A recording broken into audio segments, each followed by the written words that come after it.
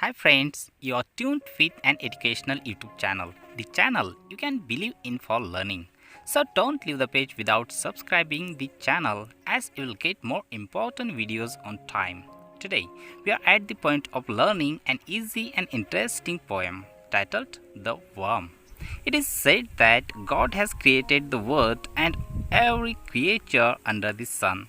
So, every life has equal value and importance. The theme of the poem is that every creature must respected and loved, no matter whether it is big or small. म्हटलं जाते की पृथ्वी आणि पृथ्वीवरील प्रत्येक जीव ईश्वराने निर्माण केला आणि जगण्याचा सर्वांना सारखाच अधिकार आहे.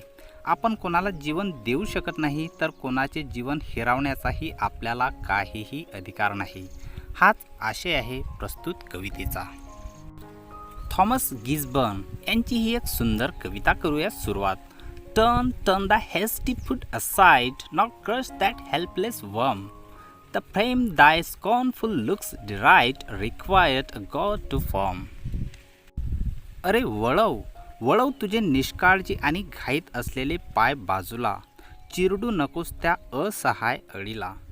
जरी तू त्या जीवाबद्दल तिरस्कार, तीव्र द्वेष रचलेला आहेस, निर्माण केलेला आहेस, पण त्या जीवाला निर्माण करण्यासाठी गरज आहे देवाची, म्हणजेच त्याला ईश्वराने निर्माण केलेला आहे. निष्काळजी आणि घाईत असलेला तुझा पाय त्या निष्पाप जीवावर पडणार आहे आणि त्या निष्पाप जीवाचं जीवन हिरावून घेतलं जाणार आहे.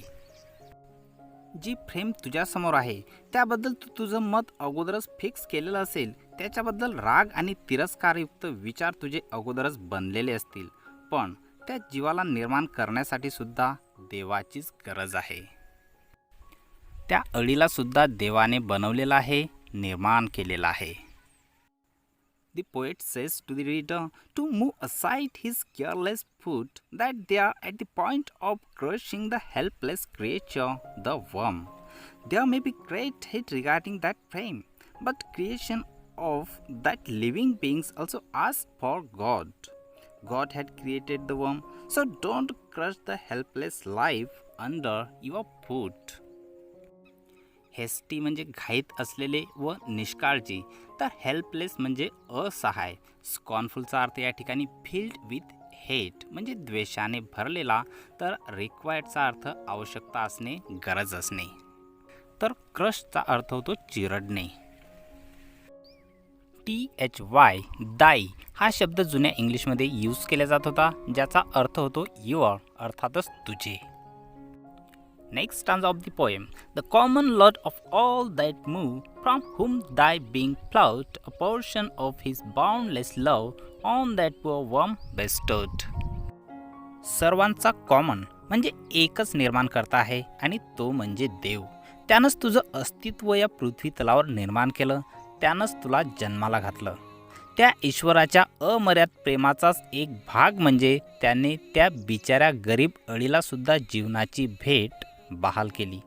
देवाने आपलं प्रेम फक्त माणसालाच नाही दिलं, तर त्या अळीवर सुद्धा तो तेवढंच प्रेम करतो जेवढं मानवावर किंवा आपल्यावर. Omnipotent and omnipresent is God, who created everything under the sun. The God created human beings and other animals as well. He loves equally everyone, and a part of his love he created the worm, and he spared his love to the worm as well. He gifted his love to that helpless creature, the worm also. कॉमनचा अर्थ होतो सामान्य किंवा एकच. दायचा अर्थ पण already बघितलेला आहे. दाय म्हणजे युअर, अर्थातच तुझे. फ्लोट म्हणजे वाहणे, पोर्शन म्हणजे भाग, तर बाउंडलेस म्हणजे अमर्याद, आणि बेस्टोड म्हणजे बहाल करणे. Next stanza. The sun, the moon, the stars he made to all his creatures free, and spread o'er earth the grassy blade for worms as well as thee. ईश्वराने बनवलेल्या प्रत्येक जीवासाठी त्याने सूर्य, चंद्र, तारे हे मोफत किंवा विनामूल्य दिलेले आहेत, आणि या धरणीवर गवताचं पातं अंथरलं आहे, म्हणजे सगळीकडे गवत अंथरलेलं आहे या पृथ्वीवर. ते गवत आहे अळ्यांसाठी आणि मानवा तुझ्यासाठी सुद्धा. माणूस जसा चंद्र, सूर्य, तारे या सर्वांवर आपला मालकी हक्क दाखवतो, पण ते केवळ माणसासाठी बनवलेलं नाही आहे, तर देवाने बनवलेल्या प्रत्येक सजीवासाठी आहे ते गवत. सर्वांना सूर्याचा प्रकाश वापरण्याचा सारखाच अधिकार आहे, तसंच चंद्र, तारे यांची शोभा बघण्याचा सुद्धा. गवतावरही फक्त मानव या जातीचा अधिकार नाही, तर सर्व जीवांसाठी आहे ते या पृथ्वीवर अंथरलेलं. The sun, the moon, and the stars are the creation of God, and all of them made free to everyone. He charges neither for human nor any other living being. After creating the earth, he spread grassy blade over it. Only the human has not right to use it, but that worm also. The grass is the habitation or shelter of that worm. So, don't try to prove your ownership over the grass, because the worm also has equal right to live in that grass. So, don't hate the worm and don't crush it under your feet or your foot. Creatures म्हणजे जीव, spread म्हणजे अंथरणे, grassy म्हणजे गवताळ आणि blade म्हणजे पाते आणि दी म्हणजे यू किंवा तू. Last stanza of the poem. Let them enjoy their little day, their lowly bliss received. Oh, do not lightly take away the life thou canst not give. जगू दे भरभरून त्यांना त्यांचा छोटासा जीवनकाळ, उपभोग घेऊ दे त्यांच्या जीवनातील प्रत्येक क्षणाचा, त्यांचा नम्र साधासा आनंद उपभोगू दे त्यांना मनसोक्त, आणि मिळू दे त्यांना जीवन जगल्याचं समाधान. असं सहजतेनं निष्काळजीपणाने हिरावून नको घेऊस त्यांचं छोटंसं जीवन, ते जीवन जे तू त्यांना देऊ शकत नाहीस.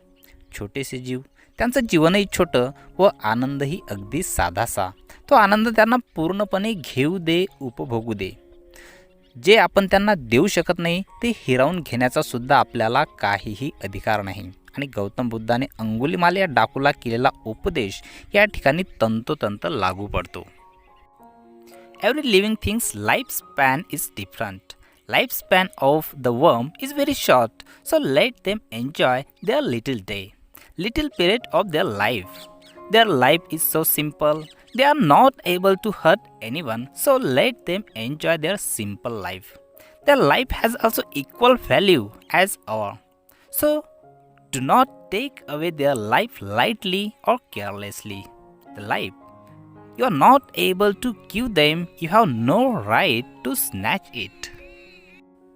लिटल डे म्हणजे लहानसा जीवनकाळ, लोली म्हणजे नम्र किंवा साधे, तर ब्लिस म्हणजे आनंद किंवा जॉय, रिसीव म्हणजे प्राप्त होणे, मिळणे, आणि लाईटली म्हणजे सहजतेने, दाऊ म्हणजे तू, आणि कास्ट म्हणजे कॅन. अपेक्षा आहे की कविता चांगल्या प्रकारे तुम्हाला समजलेली असेल, परंतु कवितेतील एखादा शब्द किंवा एखादा भाग जर समजलेला नसेल तर कॉमेंट बॉक्समध्ये लिहायला विसरू नका. आणि असेच महत्त्वपूर्ण व्हिडिओज प्राप्त करण्यासाठी चॅनलला जर अद्यापही सबस्क्राईब केलेलं नसेल तर चॅनलला सबस्क्राईब करायला सुद्धा विसरू नका. धन्यवाद.